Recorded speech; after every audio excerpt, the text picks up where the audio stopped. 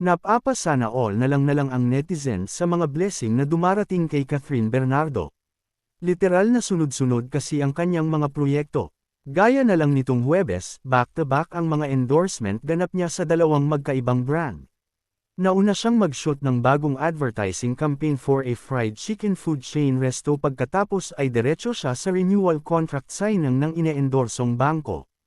Ito yung bank na parehong ini-endorse nila noon ng ex-boyfriend niyang si Daniel Padilla.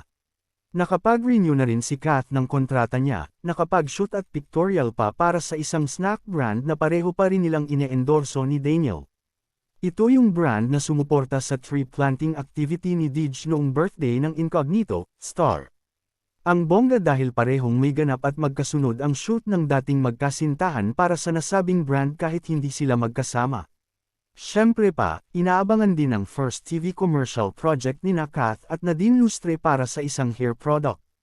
Sabi nga ng friend ko sa advertising industry, si Kath pa rin talaga ang paboritong celebrity endorser ng advertisers at ad agencies.